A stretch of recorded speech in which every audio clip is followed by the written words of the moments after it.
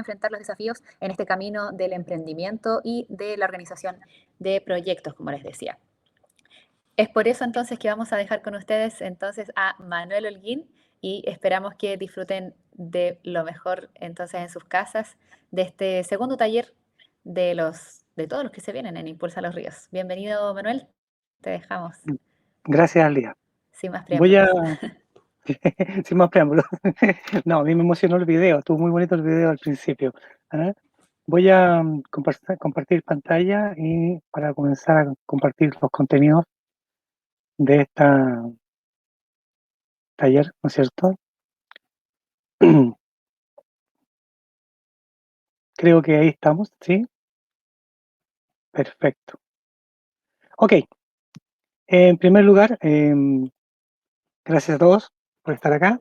Eh, ¿Cuál es la idea de esto? La idea básica es compartir con ustedes un poco la experiencia que hemos tenido, ¿no es cierto?, utilizando metodologías ágiles y en el entorno de la incertidumbre, puesto que hay mucho tema en torno a la incertidumbre y en torno a los riesgos, sobre todo cuando uno habla del proceso de innovar, el proceso de crear y fundamentalmente el proceso de emprender.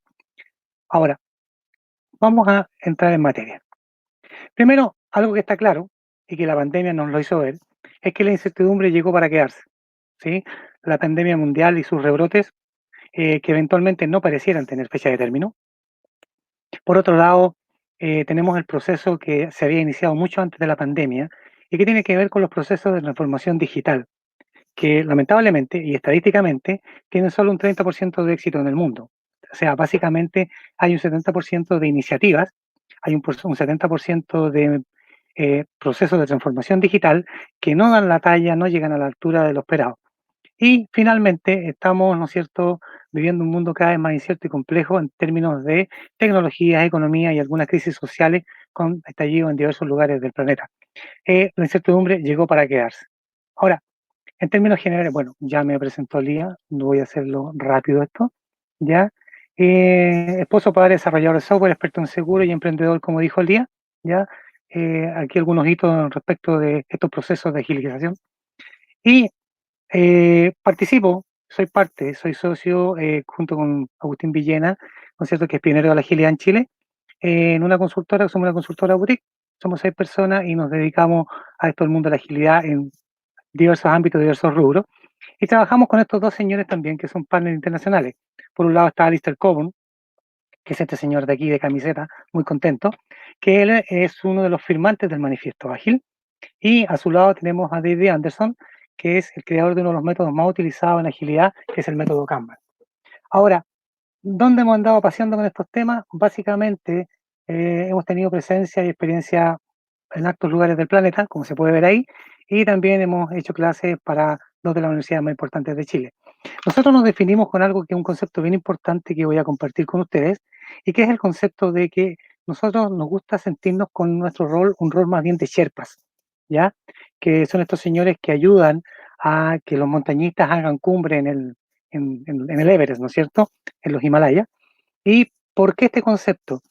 Porque suele suceder, sobre todo cuando uno está emprendiendo o innovando, busca ayuda, ¿ya? Y muchas veces busca ayuda de consultores a los cuales uno quiere consultarles qué hacer, ¿no es cierto? O busca ayuda de coach, entrenadores, para que lo entrenen. Pero no juegan en la cancha con uno y a nosotros nos gusta mucho más el rol de Sherpas en ese sentido. Vamos a hablar un poquito sobre agilidad, antes de comenzar con el tema de fondo. ¿Cuáles son los orígenes de la agilidad? ¿De dónde viene este tema de la agilidad? Para aquellos que nunca lo habían escuchado hablar o que lo han escuchado hablar someramente, tiene que ver con lo siguiente. Pues aquí tengo un slide que es completamente simple en términos de cuánto hemos avanzado en tecnología. Por un lado, tenemos el tema del hardware, ¿no es cierto? Que es todo lo que es máquina, lo que es fierro, lo que uno toca, lo que uno puede ver, ¿ya? Que desde el año 46 a la fecha, ¿no es cierto?, ha evolucionado de una forma muy acelerada, ¿ya?, en progresión geométrica.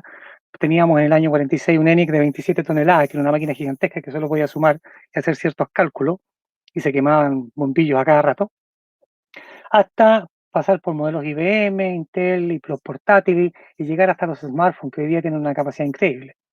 Por otro lado, casi a la misma velocidad, pero no tan rápido, el software también ha evolucionado, pasando a lenguajes casi de máquina en los años 50, pasando por algunos lenguajes posteriores, ¿no es cierto?, ya iniciales en la programación, para después llegar a algunas herramientas como el famoso Excel en el año 85, un sistema operativo como Linux en el año 91, y Windows 7 y sus sucesivas versiones desde el año 2009 en adelante. Pero, ¿qué ha pasado con el tema de la gestión de los proyectos informáticos? Que a la larga, cuando uno emprende, cuando uno está innovando, siempre se tiene que meter en el mundo de la gestión de proyectos. Pero, ¿qué ha pasado con el tema de la gestión de proyectos a nivel planetario? Bueno, en el año 1990, una empresa llamada Standish Group con sede en Boston, ¿ya? Dijo, vamos a hacer un estudio respecto de cuál es el resultado de los proyectos tecnológicos a nivel de país. Y se demoraron 4 años y finalmente sacaron su primer reporte. Los resultados, como ustedes pueden ver en pantalla, no fueron los más auspiciosos y por lo tanto a este reporte le pusieron el reporte del caos. Y su primer reporte fue en el año 94, donde podemos ver ahí que en color verdecito solamente un 31% de los proyectos eran exitosos. Solamente un 31% de los proyectos exitosos. Ustedes me dirán, bueno, pero del año 94 a la fecha yo creo que eso ha cambiado. Entonces, la verdad es que no ha habido mucho cambio como ustedes podrán ver, ¿ya? Fíjense que andamos prácticamente igual. Entonces, al año 2015, que es el reporte que tengo ahí en pantalla, la verdad es que no ha habido mucho cambio desde los inicios. Entonces, ¿por qué ocurre esto? Porque efectivamente, cuando uno se involucra en un proyecto, hay dos cosas que están claras. El proyecto, por mucha precisión que se tenga en la definición de este proyecto, efectivamente está sujeto a riesgos y a incertidumbre, ¿ya? Y no es ajeno esto para los proyectos de desarrollo tecnológico. Entonces, ¿qué ocurrió? Ocurrió que en el año 2001 se juntó un grupo de pseudo llamados próceres en Estados Unidos que levantaron la mirada y dijeron, tenemos que gestionar esto de distintas formas. Algo tenemos que hacer. Y fue ahí como nació el 12 de abril de 2001 el Manifiesto por el Desarrollo Ágil de Software. Entonces, aquí nosotros podemos ver que se manejan 4 valores ágiles fundamentales. Primero, individuos e interacciones por sobre procesos y herramientas. ¿Qué quiere decir esto?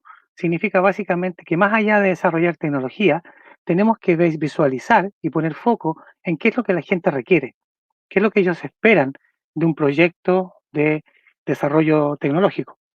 Por otro lado, hablan de software que funciona por sobre documentación exhaustiva.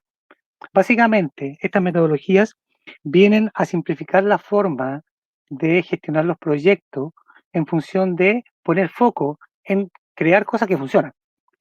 Por otro lado, colaboración con el cliente por sobre negociación de contratos. Pasar de una mirada de gestionar un contrato a colaborar con aquel que tiene la necesidad para realmente resolver el problema. Y finalmente, y uno de los más importantes valores ágiles, es responder al cambio por sobre seguimiento a un plan.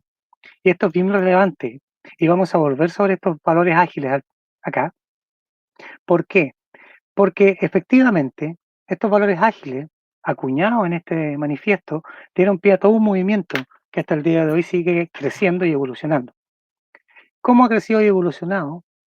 ¿De qué hablamos cuando hablamos de agilidad? Hablamos de cosas bien fundamentales, pero lo más importante es que hablamos también de qué cosas lo componen. Y cuando hablamos de qué cosas lo componen, hablamos del ecosistema. Voy a hablar rápidamente de esta parte, que tiene que ver cuál es el ecosistema Lean y Agile.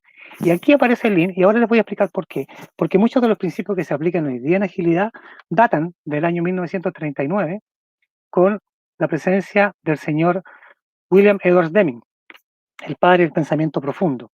Este señor tuvo un impacto muy grande en todo lo que fue el desarrollo de la industria manufacturera en Japón en los años 50, ¿sí? Donde fundamentalmente formó muchos ingenieros, y uno de ellos fue el señor Taiichi Ohno, que desarrolló el sistema de producción de Toyota, y lo cual después, 40 años después, en Estados Unidos dijeron, oye, bastante bueno lo que están haciendo en Japón, y por lo tanto traigámoslo de vuelta, y le pusieron Lean, ¿ya? Como una forma de anglosajonizarlo, si existe esa palabra, ¿ya?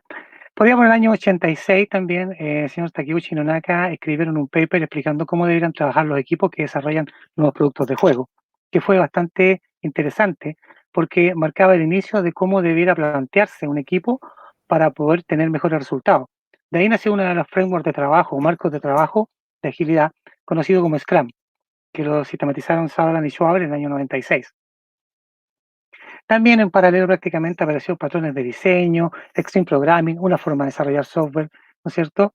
Y todo se empezó a nutrir al manifiesto ágil que fue firmado y que les mostré hace poquito en el año 2001. Posteriormente aparecieron cosas muy interesantes, como Meriton Poppendieck, hemos trabajado con ellos, son geniales, y ellos tomaron estos principios del sistema de producción de Toyota y estos principios Lean y los llevaron, aplicaron al mundo del desarrollo del software. También, posteriormente, en el año 2007 apareció David Anderson, sistematizando el método Kanban, que es un método de gestión de sobrecarga de trabajo o de flujo de trabajo. También tenemos DevOps, por allá por el año 2008, que es una integración entre la gente que desarrolla tecnología y la gente que la opera. También tenemos los 4 pasos de Estefanía de Stephen Blank, ¿no es cierto?, que dio origen también a todo el mundo de lo que es el startup, los emprendimientos, junto con Eric Rice, que llevó los principios Lean y los aplicó al mundo del emprendimiento. O sea, como podemos ver, apareció Design Thinking, experiencia de usuario, innovación, experiencia de usuario con principios Lean, Lean UX, ¿sí? Y esto conforma, esta parte de abajo conforma lo que es la agilidad de negocio. ¿Por qué es importante esto que les acabo de comentar? Porque efectivamente cuando nosotros miramos esto no es agilidad. Estos son herramientas ágiles, es el ecosistema ágil, son marcos de trabajo, métodos ágiles, pero no son la agilidad en sí. Vamos a hablar un poquito más de ello ahora. ¿Por qué estoy hablando de esto? Porque el mundo del trabajo cambió, ¿ya? Y para aquellos que no lo han pensado, basta con que miremos este pequeño chiste, ¿no es cierto?, que habla de la incertidumbre de la digitalización, donde solía decirse que se estaba a años de transformaciones digitales porque no se veían cambios. Pero si hay algo que aceleró la transformación digital en muchas organizaciones fue el COVID-19. Ahora, ¿qué ocurre con las transformaciones digitales en estos contextos? Que ocurren muchos problemas. Lo primero es que ahí está la fuente, Forbes, ¿no es cierto? Estudió los resultados de estas compañías que estaban haciendo transformaciones y se dieron cuenta que el 70% terminaba en fracaso y el 30% en éxito. Pero lo más importante de esto no es el número, sino que es bien los aprendizajes, las lecciones que sacamos de acá. Y las lecciones que sacamos de acá, primero, que suele ponerse foco en la cantidad y no en la calidad de los proyectos, lo cual es un error. Segundo, se suele hacer transformaciones, ya sea digitales, incluso de otro tipo en las organizaciones, aisladas del resto de la compañía. O sea, solamente arreglando una parte de nuestra empresa, de la compañía, de donde estemos trabajando, lo que es un error. Y otra cosa, ver las transformaciones digitales o transformaciones en general como un objetivo en sí misma, cuando en realidad lo que debiera poner foco el management es en potenciar el negocio. Eso es sumamente relevante, ¿ya? ¿Cuándo está en riesgo nuestra transformación o nuestro proceso de innovación o lo que estemos desarrollando? Cuando ocurren cosas como, por ejemplo, esta. Se empiezan a armar equipos o células por doquier sin tener un propósito claro. Cuando, por un lado, queremos copiar recetas, porque otros han hecho algo, nosotros hacemos lo mismo y creemos que nos va a funcionar. Cuando empezamos a utilizar recetas sugeridas, incluso a veces por externos, sin entender los fundamentos que hay para su utilización, podemos estar metiéndonos en un lío. De hecho, probablemente sea así, porque lo más importante es entender cuál es el objetivo de aplicar tal o cual herramienta, tal o cual receta. Y finalmente, evidentemente, si has hecho cambios y después de mucho esfuerzo el trabajo siguen sin aportar valor y peor aún, el rendimiento decae y no levanta, es porque tenemos que parar y comenzar a visualizar con otra mentalidad. Y aquí es bien relevante lo siguiente. La mentalidad ágil, gerencial, es la que hace la diferencia en casi todas las organizaciones, sea el tamaño que sea. Es súper importante, y aquí también hay un estudio de la Forbes, ¿no es cierto?, que muestra las empresas que han tenido mejores resultados, donde su gerente, ¿no es cierto?, la mentalidad gerencial ha abrazado temas de agilidad ya con esta mirada. Por ejemplo, Microsoft y Amazon. Y por otro lado, aquellos que no lo han hecho, como IBM y General Electric, no han tenido tan buenos resultados introduciéndose en estas transformaciones de eventuales mejoras, ¿no es cierto? Ahora bien, aquí es importante distinguir dos cosas para que entremos en materia de dónde está la incertidumbre, cómo lo manejamos con la agilidad. Hay que distinguir que efectivamente dentro de cualquier organización, sea el tamaño que sea, hay dos tipos de trabajo. Hay dos tipos de trabajo fundamentales. El primero es que lo que nosotros llamamos el trabajo conocido, ¿ya? Que el trabajo conocido se gestiona predictivamente. Trabajo conocido. Sé que hago A, B, C, D y voy a lograr siempre el mismo resultado. El trabajo conocido que tengo dentro de mi empresa, organización, pyme, micropyme, lo que esté haciendo. ¿Cómo suele gestionarse este trabajo conocido? Aquí hay una herramienta clásica de gestión, ¿no es cierto? La famosa carta GAM, planes, cronogramas, etcétera. Suelen usarse este tipo de herramientas. Ahora, esta forma de gestionar proyectos con esta herramienta clásica de gestión tiene un denominador común, que es una forma de hacerlo, que es una metodología Kaikaku, ¿ya? Que es una filosofía en realidad, ¿ya? Que es donde nosotros llevamos un status quo en nuestra organización, ¿ya? Gestionamos un gran cambio, ¿ya? Y este gran cambio que asumimos que no tiene incertidumbre puede que nos lleve a un nuevo status quo, como puede que este gran cambio sea realmente un gran costo que no nos lleva a tener objetivos o logros adecuados. Entonces, esto, ojo, que es súper relevante. Aquí hay un alto costo de aprendizaje en el cambio tradicional, porque estoy tirando y apostando todo, como dicen por ahí, poniendo todos los huevos en una misma canasta, ¿sí? Entonces, no se sugiere hacer eso, menos cuando uno está innovando o emprendiendo, ¿ya? Uno necesita tener aprendizaje temprano para poder invertir en forma segura para minimizar los riesgos. Eso es bien relevante. Ahora,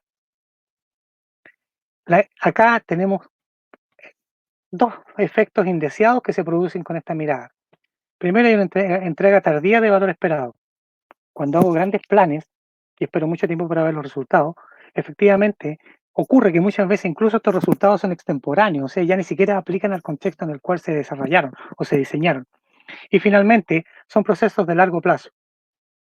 Vamos a ver cómo funciona un equipo en temas de trabajo conocido.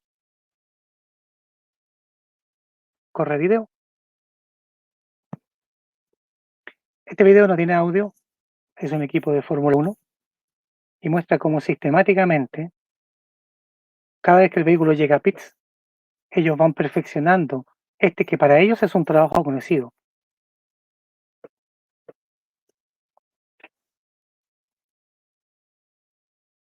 Ahora ya bajaron a 1,82.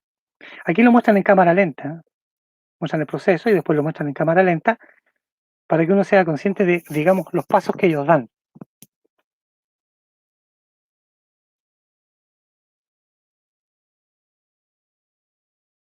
Siempre que muestro este video, mucha gente dice, ojalá mis equipos fueran así de eficientes. Voy a saltarme esto. Y aquí nace una pregunta. El vehículo llegaba a pits, la gente que trabaja en pits, ¿no es cierto? Los mecánicos, todos, hacían su trabajo de una forma súper eficiente porque es un trabajo conocido para ellos. Pero en el caso que el vehículo, el auto, venga echando humo cuando llega a pits, ¿aplica la misma planificación que vimos?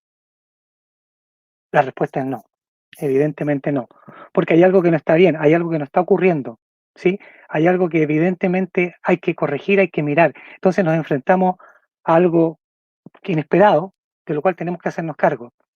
¿Cuántas veces a ustedes les ha pasado que de repente están haciendo un trabajo o están con alguna innovación, algún emprendimiento, desarrollando una idea y de repente esto empieza a echar humo? Aparecen cosas sorprendentes, cosas sorpresivas, cosas repentinas que nos cambian toda la planificación. Bueno, vamos a volver sobre esos pasos. ¿Se acuerdan de esto, no es cierto? Y de los valores ágiles que hablábamos recién, desde el manifiesto. Bueno, vamos a rescatar uno. Este, responder al cambio por sobreseguimiento a un plan. Esto es bien relevante, ¿por qué? Porque aquí es donde está el corazón de la agilidad. El corazón de la agilidad tiene que ver con la capacidad de adaptarnos, tiene que ver con la flexibilidad ante la incertidumbre, tiene que ver con que soy capaz de dar un golpe de timón cuando es necesario, ¿ya? Y soy capaz de responder como equipo, como organización, como micropyme, como en startup, como lo que yo sea, ¿no es cierto? Para responder frente a las necesidades cambiantes del entorno, el contexto o lo que sea que se nos venga encima. Entonces, ¿cómo se hace esto? ¿Cómo se trabaja la incertidumbre? ¿Qué se hace cuando empieza a aparecer la incertidumbre? Bueno, El trabajo con incertidumbre se explora ágilmente y vamos a dar una mirada primero contextual de dónde habita el trabajo usualmente. Usualmente el trabajo habita en las organizaciones y aquí podemos ver una típica estructura común de las organizaciones donde están ordenadas por jerarquía, tiene forma de pirámide, permite distribuir responsabilidades, en exceso que provoca burocracia, quien no iba a hacer un trámite del cual sale decepcionado, ¿sí? En su vida, más de alguien. Y los colaboradores son gestionados de la misma forma. Suele suceder que de gerencia a subgerencia, jefatura y a área táctica, perdón, operativa, llegan las instrucciones, ¿no es cierto?, de lo que tiene que hacerse. ¿Sí? Y rara vez se conoce los tres señores que están en esta parte de la organización con el señor que está solito aquí al medio. ¿Sí? Esto provoca muchas cosas y fundamentalmente provoca que no hayan comunicaciones que son súper relevantes para poder tener un mejor resultado en la organización. Ahora, pero hay un flujo global, ¿no es cierto? Hay un flujo global que ocurre. Y voy a poner un ejemplo súper simple. Supongamos que esto fuera un banco, ¿no es cierto? Donde una persona llega a pedir un crédito hipotecario, probablemente hable con alguna de estas personas que están acá, que es un ejecutivo de cuenta, quien va eventualmente a tomar la información que está recabando y va a pasar a ver si el señor en otro silo organizacional, si es sujeto de crédito, va a pasar algún tema tal vez de formalización hipotecaria, donde se desarrollan los- las escrituras, ¿no es cierto? Para lo que son las hipotecas, las casas, los gravámenes, verificar que todo esté sanito para poder definitivamente al final entregarle un resultado al señor y volver de vuelta donde la persona que lo atendió. Entonces, ese flujo de información es necesario administrarlo, ¿ya? Ahora, la necesidad de administrar este flujo global, ¿por qué? ¿Por qué existe esta necesidad? ¿Qué efecto producen, ya, el trabajar separado en estos silos organizacionales en el trabajo diario? ¿Ya? Generalmente lo que provoca, ¿ya? Es pérdida de comunicación, listas de espera, bloqueos, la información o el trabajo no fluye. Entonces, es importante administrar ese flujo global porque la existencia de cualquier organización, sea del tamaño que sea, depende, ¿ya? Donde los clientes siempre están esperando. Los clientes, muchas organizaciones dicen los clientes son nuestro foco, pero la verdad es que si no hay alguien que administre el flujo global o transversal que atiende al cliente, ¿ya? Se provocan muchos inconvenientes y probablemente pérdida de cliente. Y la pregunta que uno debe hacerse es, ¿cuánto dedicamos a gestionar y mejorar este flujo global? ¿Ya? Voy a dar un ejemplo. ¿Dónde habita este flujo global? Y lo voy a mostrar gráficamente. Este flujo global suele habitar, ¿no es cierto?, dentro de la organización como trabajo conocido, ¿ya? Donde este trabajo conocido ocurre desde que un cliente tiene una necesidad, pasa por una experiencia de cliente, alguien que lo atiende, una caja, lo que sea, este valor, esta información fluye, valga la redundancia, a través de este flujo de valor y llega hasta un equipo que probablemente sea el que gestiona, ¿no es cierto?, una postventa, o lo que sea, y devuelve un resultado que le entrega la necesidad resuelta al cliente. Eso es un trabajo conocido, ya sea ir a comprar algo, ir a cambiar algo, un crédito hipotecario, lo que sea. Ahora, los procesos actuales de la organización suelen habitar ahí, sea cual sea esta organización.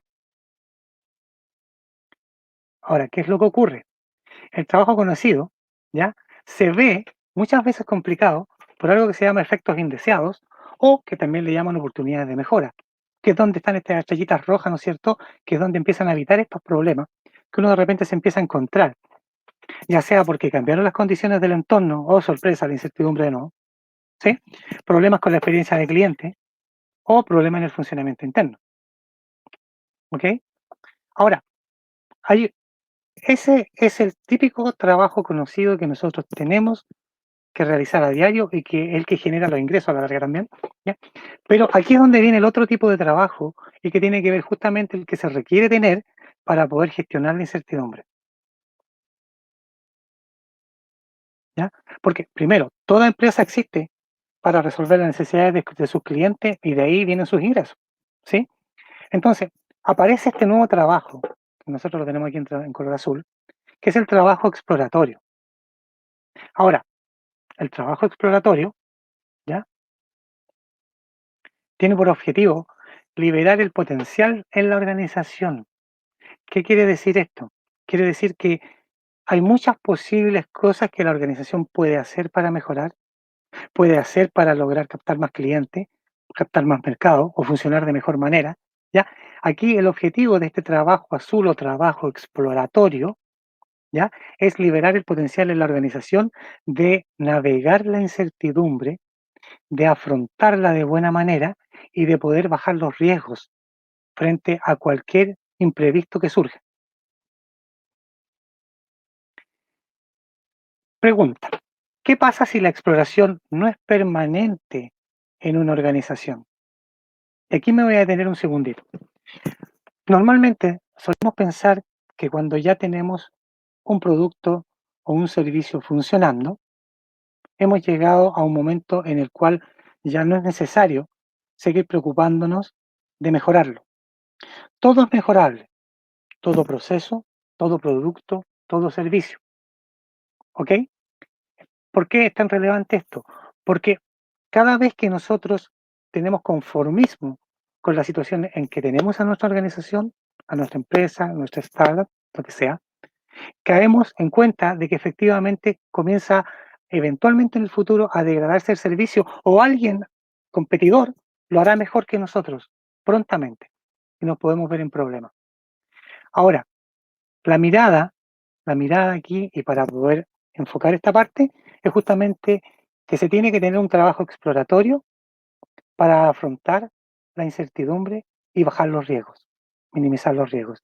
Necesito tener una función exploratoria permanente dentro de mi equipo o mi organización para poder permanentemente estar eliminando de forma sistemática, ya sea los efectos indeseados, que son esas cositas rojas, ¿ya? O para poder crear nuevas cosas o innovar, que innovar no tiene que ver tan solo con el hecho de crear cosas que nunca se han visto, sino que innovar también tiene que ver con el hecho de cómo hago mejor lo que estoy haciendo, a partir de preguntarme cómo hago lo que hago, ¿sí? Pero con una mirada apreciativa, con una mirada donde yo reviso qué es lo que estoy haciendo, reviso qué resultados estoy obteniendo. Y siempre tengo que caer en cuenta de que aquella idea que tengo sobre las cosas que están pasando, tengo que empezar a desecharlas de mi mente y tengo que ir a mirar, revisar y explorar qué realmente está ocurriendo. Tengo que empezar a dejar de lado un poco la idea de creer que tengo más claridad de la que tengo. De hecho, les voy a contar algo y vamos a pedirle ayuda a alguien de muchos años atrás. Les presento a este señor. Para los que no conocen, él se llama Alhazen. ¿Ya? Este señor era científico, físico y astrónomo, ¿ya? Y este señor, de ascendencia árabe, ya que sentó los fundamentos de la óptica. Este señor tuvo su nacimiento en el 965 y falleció en el 1039. Muchos lo consideran el padre del pensamiento científico, que es esta mirada exploratoria para descubrir, ¿no es cierto?, qué es realmente lo que está pasando y poder experimentar para validar de forma temprana y comenzar de este proceso de descubrimiento de cuáles son las reales soluciones. Él tenía una frase que era bastante más larga que esta, yo la recorté un poquito para marcar dos cosas fundamentales. Dice que el buscador de la verdad no es aquel que estudia los escritos de los antiguos y sigue su disposición natural. No deposita ni siquiera la confianza en ellos, sino que más bien sospecha de su fe en ellos y cuestiona lo que recoge. De hecho, él es tan autocrítico que dice también debe sospechar de sí mismo mientras realiza su examen crítico del mismo para evitar caer en prejuicios o indulgencias. ¿Ya? Entonces, aquí en Chile tenemos un dicho que dice el yo pensé que yo creí que, ¿no es cierto? Normalmente uno tiene que realmente averiguar y para eso tiene que tener esta mirada exploratoria para empezar a comprender si efectivamente lo que está haciéndolo bien. Tengo que sospechar de lo que estoy pensando y tengo que validar en la realidad si lo que estoy pensando de un proceso, de un problema, de una idea, de una innovación, ¿ya? Es correcto y para eso tengo que tener una forma temprana de validar. Para ello existen varias herramientas, les voy a compartir una aquí que permite mapear un poco aquellas cosas que puedo tener en mi mente. Esta matriz de riesgo mejora, la diseñamos nosotros con nuestra consultora, ¿sí? Está inspirado en la matriz de Stacy, ¿no es cierto? Donde se combina los temas conocidos con los temas ya desconocidos, pero básicamente aquí hay dos variables que entran en juego, ¿ya? Por un lado, está, ¿no es cierto?, el eje de las I, ¿ya?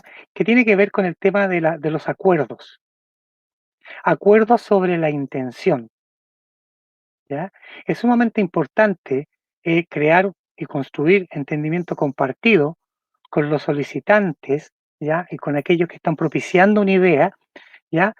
De qué es realmente lo que estamos entendiendo por esa idea para saber si estamos de acuerdo o no sobre la intención, ¿ya? Y voy a poner un ejemplo.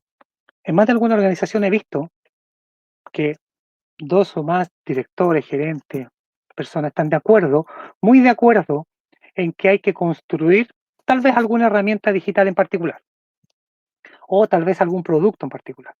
Todo el mundo dice, no, este producto es genial. De hecho, cuidado con eso, porque solemos correr muy rápido detrás de lo que parecen ser las buenas ideas. ¡Qué buena idea! ¿Ya? Y ponemos toda nuestra inversión y esfuerzo en ello sin haber validado antes si realmente la idea es buena o no. ¿Ya? Nos encandilamos muchas veces. Pero estamos sumamente de acuerdo a veces que hay que hacer algo. Ahora, pero hay una variable que es distinta, que en el eje de las X nosotros podemos ver que el otro factor que influye es la certeza sobre la acción. ¿Qué quiero decir con esto? ¿Realmente sabemos cómo construir la herramienta que tenemos de acuerdo que hay que construir?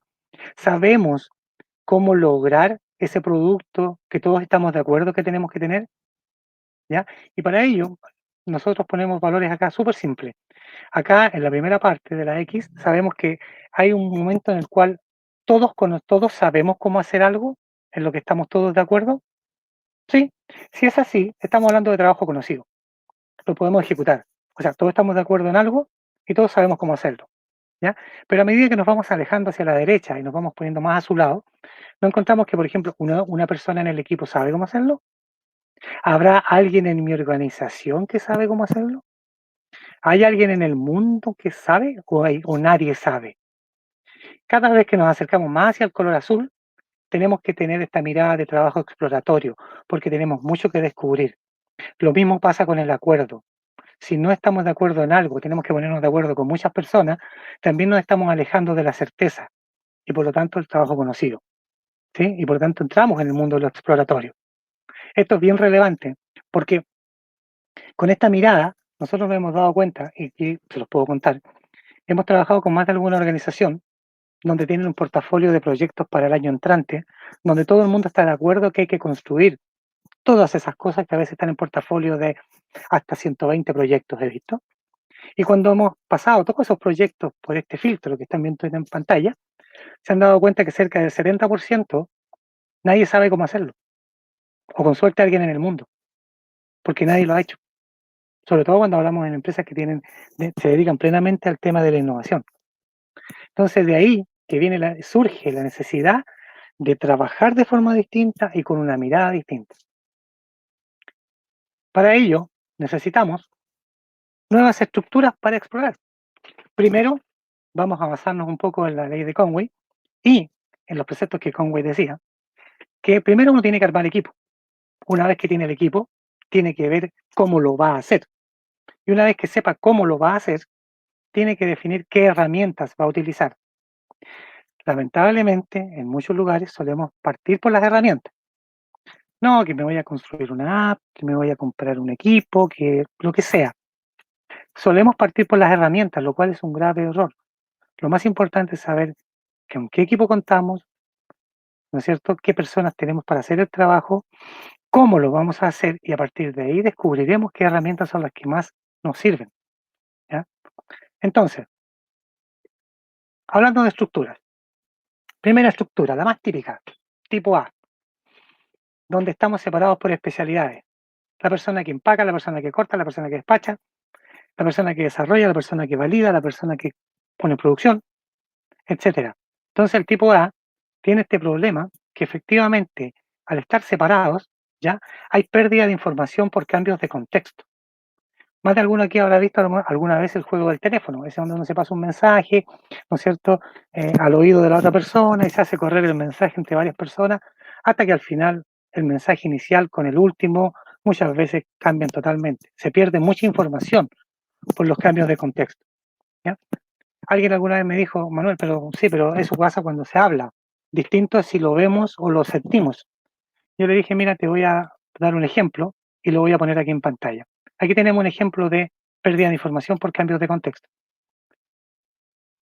Tenemos una persona que dibuja la espalda del otro y en base a lo que él captura como información, se lo transfiere al de adelante y sucesivamente al de adelante, con la esperanza de que no haya pérdida de información.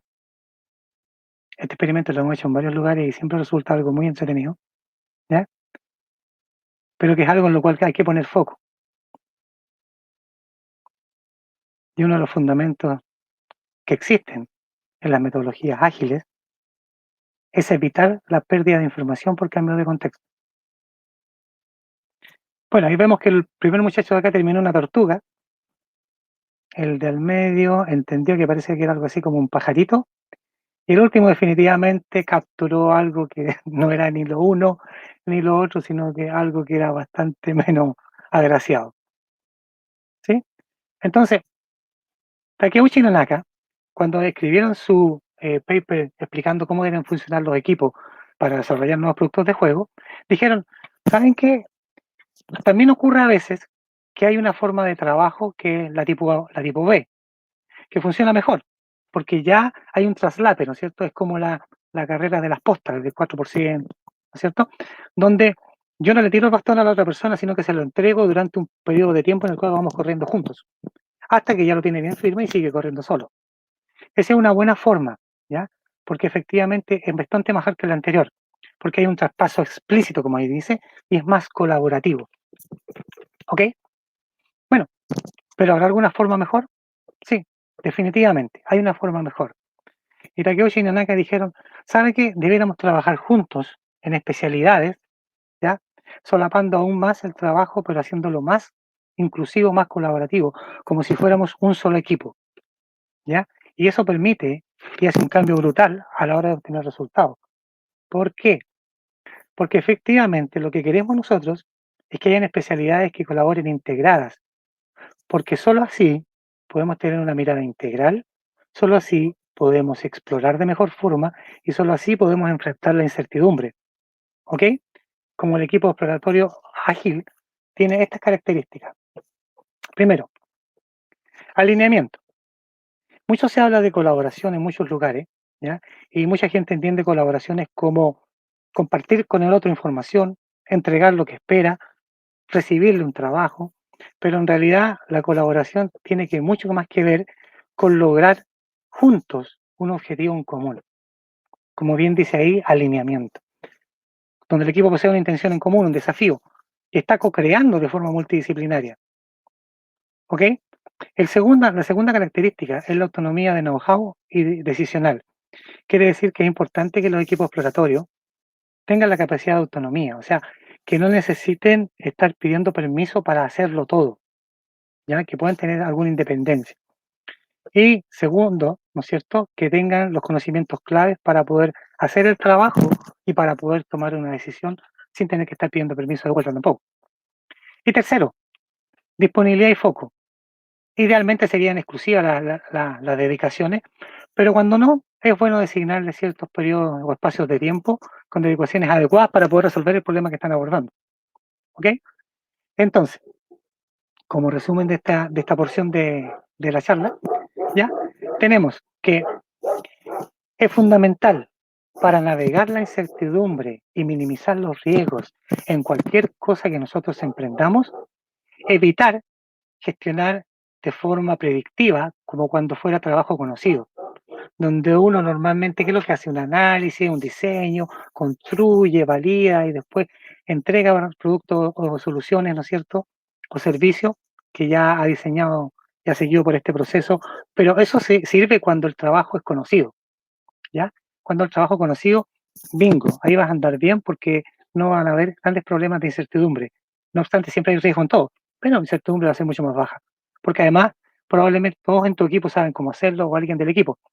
Pero cuando ya entramos en el mundo de que queremos mejorar algo, lo que sea que queremos mejorar al mundo porque somos ecológicos, queremos mejorar en la casa un sistema, no sé, de cómo ordenamos la ropa, lo que sea, lo que tú sea que quieras hacer, tú tienes que pasar mínimo por estos 4 pasitos que están acá.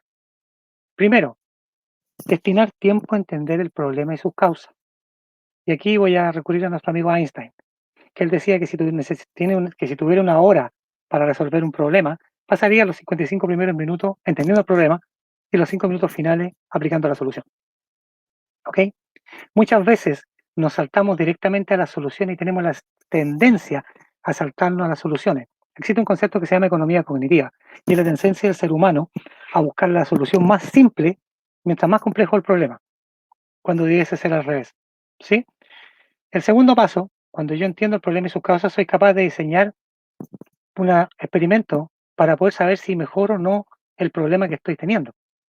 Lo importante es que estos sean siempre en pequeña escala, los experimentos siempre tienen que ser chiquitos, siempre hay una forma barata de probar si mi producto o servicio va a valer la pena, si va a ser apetecido, ¿ya? Tengo que estudiar los resultados de mi experimento y actuar según los resultados. Y así voy haciendo la revisión hasta que logro mejorar lo que quiero mejorar, ¿ya? Entonces, esa mirada es muy distinta a la mirada que teníamos anteriormente. La mirada que teníamos era que hacíamos un gran plan, lo ejecutábamos, ¿ya? Con los subsecuentes alto costo de aprendizaje en el tipo de cambio tradicional, ¿ya? Y voy a poner un ejemplo, sin que suene a político, pero nosotros tuvimos un gran dolor acá en Chile, ¿no es cierto? Específicamente en Santiago, con el Transantiago, donde se hizo un gran plan, se cortó todas las micros anteriormente conocidas como micros amarillas, ¿sí? Y se echó a correr este nuevo sistema, ¿ya? De transporte. Lamentablemente, hubo un gran costo que hasta el día de hoy seguimos pagando, ¿ya? Producto de planificar esto que tenía tanta incertidumbre, planificarlo como un gran cambio de forma predictiva. Ya se ignoró el hecho de que había mucha incertidumbre a la hora de implementar algo tan complejo como esto. ¿Ok? Entonces, tuvo que entrega tardía de valor esperado, lo típico, pero nosotros queremos pasarnos al otro modelo, al modelo Kaizen. Este modelo de mirada exploratoria, de mejora continua, de anda arreglando las cosas paso a paso, ¿no es cierto? Y anda haciendo pequeños experimentos para validar tu hipótesis de si tu producto va a ser apetecido, de si tu servicio va a ser comprado, ¿ya?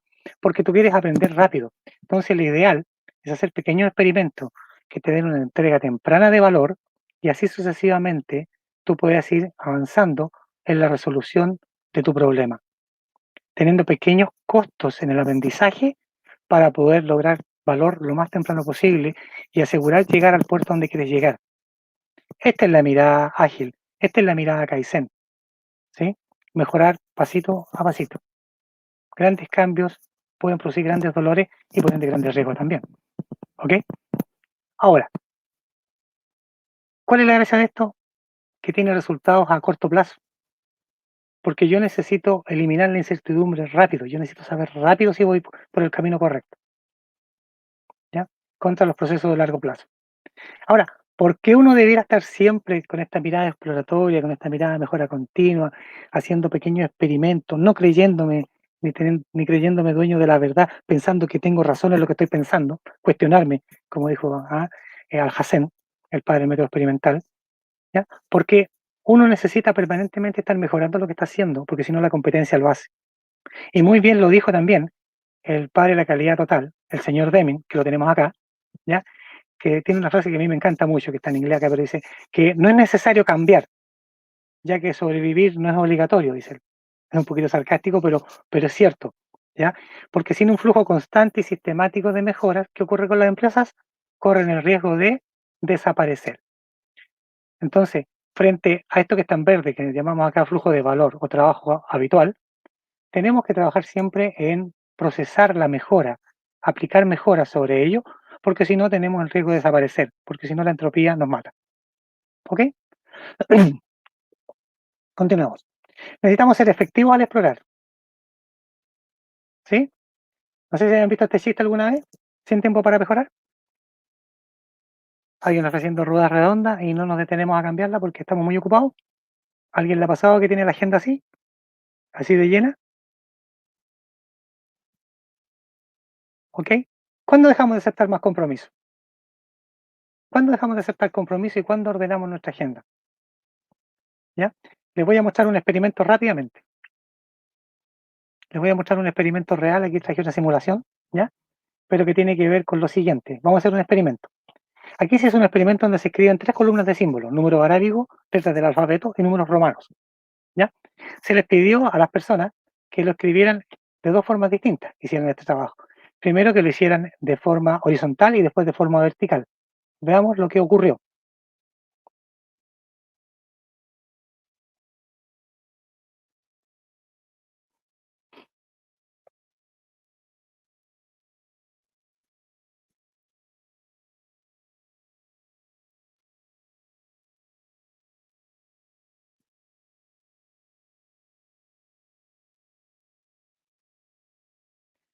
Ahí terminó. Si vemos, el trabajo que efectuaron fue el mismo, pero al lado derecho se demoró casi 50 segundos, mientras que en el lado, perdón, al lado izquierdo se demoró prácticamente 50 segundos, mientras al lado derecho se demoró 28 segundos. Podríamos hablar de una eficiencia de un 40% más, ¿no es cierto? Entonces, la pregunta es, ¿cómo yo podría ser 40% más eficiente frente al trabajo que hago? Porque efectivamente el trabajo es el mismo, la forma en cómo lo hizo es la que cambió, ¿sí? Entonces, la pregunta es, ¿por qué escribir por filas? ¿Por qué escribir por filas es casi el doble de lento que hacerlo por columnas? Comparemos. Cuando lo hago por filas, me veo a tener lo que se denomina cambios de contexto. Y aquí, ¿cuántos cambios de contexto tengo cuando lo hago por fila? 30. En cambio, cuando lo hago por columnas, ¿cuántos cambios de contexto tengo? Solamente 3. 1, 2 y 3, que son las flechas rojas.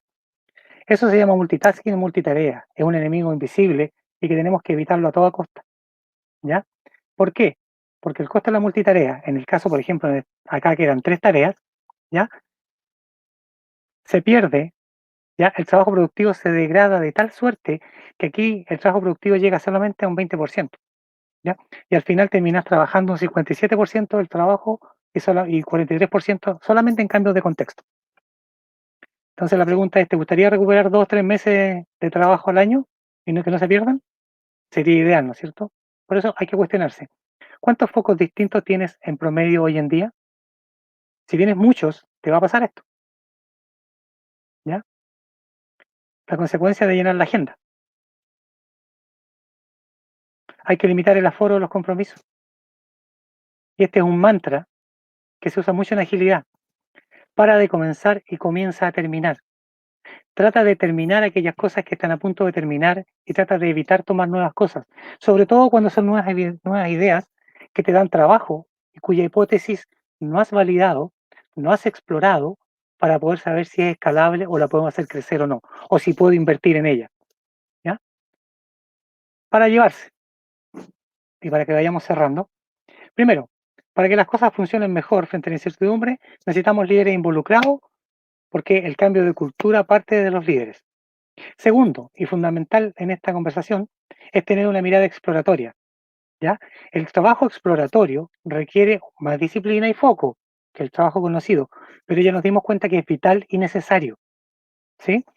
Y por último, que si quiero tener equipos ágiles, autónomos en mi organización, más allá de cuánta gente seamos, necesitamos darnos cuenta de que tienen que saber cómo hacer su trabajo y tienen que tener capacidad de decisión y poder de decisión para poder avanzar, para que podamos empezar a aplicar esta mirada exploratoria y darles trabajo atingente que les permitan avanzar en ese sentido, ¿sí? Eh, Así que es cuanto tengo hasta acá. Doy las gracias. No obstante, voy a dar la palabra, ¿no es cierto? O para si hay preguntas. Lía. Perfecto, muchísimas gracias Manuel por esta gran presentación. Tenemos aquí al lado en el chat una pregunta que dice, ¿y en América Latina, existiendo la presencia de RUP, MSF, OOSE y otros, cómo adoptamos la agilidad en América Latina? Ya, perfecto. Mira, eso que estás mencionando ahí son lo que algunos denominaban antiguamente metodologías duras, que tiene que ver básicamente con el generar todo un proceso previo antes de poder comenzar a desarrollar algo, ¿sí? Efectivamente, te voy a contar el caso de Apple, al menos, ¿ya? El caso de Apple fue bien divertido porque antes de que existiera este concepto de agilidad en torno a ello, y antes de que existiera la agilidad misma como hoy, un equipo decidió que había mejores formas de hacer las cosas y comenzó a trabajar con esta mirada de explorar soluciones antes de escalarlas o antes de desarrollar un gran proyecto. Y pidieron permiso para trabajar de esta forma. Cuando ellos hicieron eso, lo único que pidieron de vuelta era que si tenían resultados, dejaran que más gente de la organización se sumara a esto, ¿ya? También hay que hacerlo de forma ágil. No es fácil y no es posible y tampoco recomendable tratar de implementar agilidad, ¿ya?, en toda la organización de golpe, independiente del tamaño. Entonces, es bueno que un equipo explore esta metodología, se les dé permiso para hacer algunos proyectos de esta forma y puedan ir avanzando paso a paso para demostrar con resultados cómo se mejora esto, ¿ya? Y no olvidar la mejora continua. Una cosa es que hagamos un proyectito y tengamos resultados, y otra cosa es que siempre estemos validando que el cómo hacemos el trabajo también es factible de mejorar. ¿Sí? Ahí dio las gracias a la persona que consultó. Perfecto, muchísimas gracias, Manuel. Sí, ahí puso gracias. Perfecto. Tenemos a Boris González, mira por acá, pues nos apareció, el No, director de Boris. Impulsa los Ríos. ¿Qué tal, Sí, Boris? quería agradecer a Manuel por esta excelente presentación. Estábamos todos atentos acá. Tengo aquí mi grupo de personas que trabaja conmigo. Querían saber lo que eran las metodologías ágiles, así que les quedó bastante claro. Te agradezco mucho tu participación. Creo que estas instancias son súper importantes para las pymes, que es lo que nos interesa colocar, digamos, este tipo de terminología, estas metodologías, ¿cierto? Entonces, es importantísimo que ellos puedan entender un poquito más y aportarles un granito de arena a las pymes para que puedan generar, sean más eficientes, ¿no? Así que muchas gracias, Manuel, por tu participación. Yo Me feliz. gustaría que quienes tengan consultas puedan levantar la mano y puedan también Pasar a la sala. acceder al escenario virtual que tenemos acá para que puedan hacer las consultas que ellos que quieran ustedes. Así que los invito. Así es, Boris. No sé si Exactamente, hay alguien. tenemos justamente una mano alzada de Víctor Soto. Allí está ingresando entonces al escenario Víctor Soto. Víctor, podemos... Hola, ¿me ven? ¿Me ven? No podemos verte, pero podemos escucharte. Ya, Te escuchamos, bueno. vemos tu logo, ¿no? Hola, mucho gusto, don Manuel. Muy buena su exposición, interesante. Conocía un poco del tema, pero de forma tangencial, autodidacta. Muy interesante, muchas terminologías y descripciones muy gráficas, muy didáctico. Le quería hacer una consulta que se me ha presentado a mí como un consultor. Yo soy un consultor jurídico Ok. para empresas y financiero. Pero muchas preguntas respecto a la gerencia, a la antigua gerencia y a la nueva gerencia, que trata, me he encontrado con muchas empresas que tienen esa visión de el gerente y el mando vertical, ¿ya? Que dicen precisamente que la agilidad es más ágil que un gerente toma las decisiones directamente a tomar decisiones en equipo, a funcionar un equipo un poco más coordinado. O sea, esa estructura piramidal que mostraba en uno de sus gráficos, hay una visión que tiende a ser más eficiente más que nada por la rapidez de la toma de decisiones.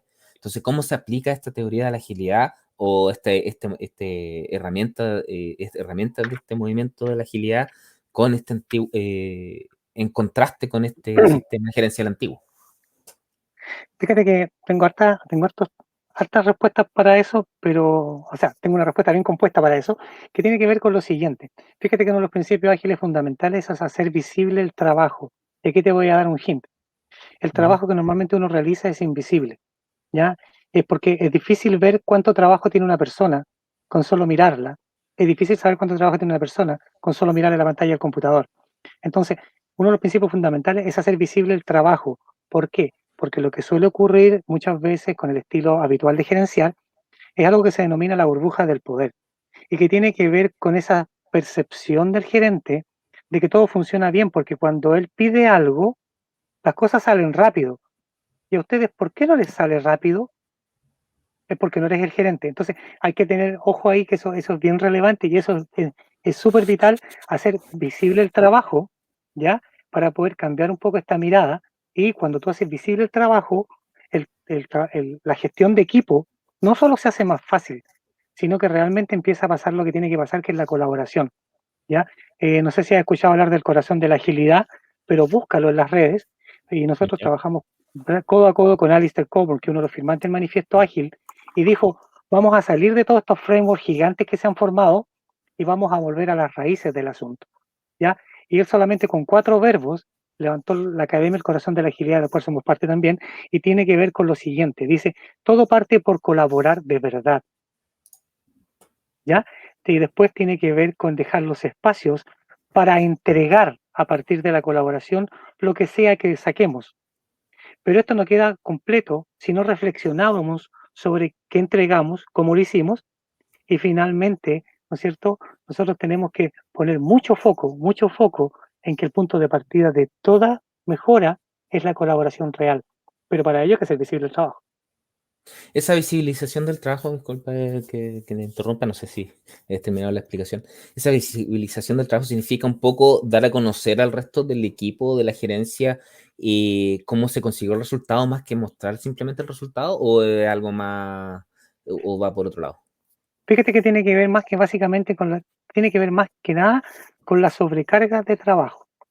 Fíjate que la mayoría de la gente que yo le pregunto en este país, fuera de Chile también le he preguntado a mucha gente, ¿a quién le falta trabajo? Y la mayoría de la gente dice, a mí me sobra, o sea, no sé qué hacer con tanto. ¿Y tu jefe sabe que te sobra trabajo? Yo se lo he dicho. Ah, perfecto, pero ¿se lo has mostrado? Bueno, pero ¿cómo se lo muestro? Simple. Hay herramientas visuales, hay tableros de gestión, hay tableros de control, existe el método Kanban. Hay muchas formas de decir, mira, todo esto tengo que hacer. Si tú me estás pidiendo algo nuevo, necesito saber por qué lo reemplazo. Porque no puedo hacer 2 cosas al mismo tiempo. ¿Ya? De hecho, una de las cosas que más suele suceder, como normalmente no se ve cuánto es tu carga de trabajo, que es muy difícil decir que no. Si tu jefe te está pidiendo algo, ¿qué es lo que haces tú? Le voy a decir que sí, porque si le digo que no, va a pensar que no quiero, no puedo, no tengo ganas. No. En cambio, cuando tú haces visible que estás sobrecargado, tú puedes decirle, no puedo ahora. Por esto, mira, tengo mucho trabajo.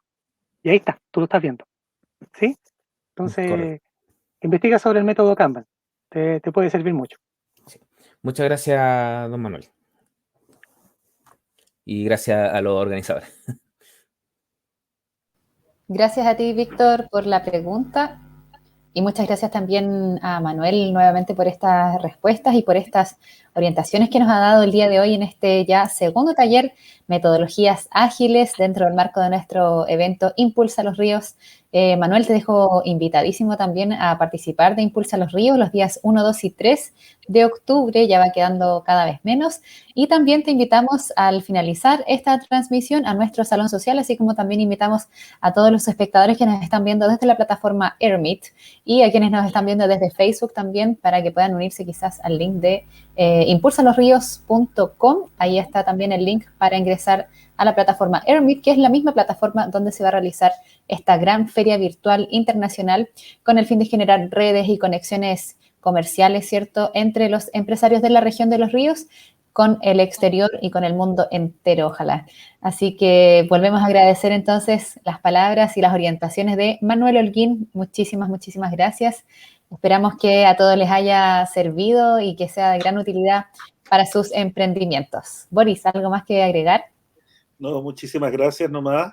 Queremos invitarlos a nuestro salón social. Cuando termine esta emisión, ustedes van a ver unas mesas y sillas virtuales y queremos invitarlos unos minutitos nada más, solamente para que puedan ver cómo funciona la plataforma, porque eso va a ser parte esencial del evento que vamos a tener el 1, 2 y 3. Así que los invitamos a este saloncito social y se sienten en las mesas y sillas, puedan ustedes comprobar la eficiencia del sistema de videoconferencias. ¿Ya? Así que los invitamos. Un ratito nomás, 3 minutos, nada más. Muchas Perfecto. gracias. Y los dejamos a todos invitados también para el próximo martes, que se nos vendrá otro interesante taller. Y para este día jueves también, jueves 26, donde vamos a estar conversando con dos grandes empresarios de la región de Los Ríos. Vamos a tener ahí a un experto, quien también nos va a dar algunas directrices para nuestros emprendedores y para todos quienes aún no se atreven a iniciar este camino del emprendimiento. Así que los esperamos este jueves y todos los martes también con nuestros talleres gratuitos dirigidos también a emprendimiento. Nos vemos y muchas gracias por su asistencia. Chau, chau.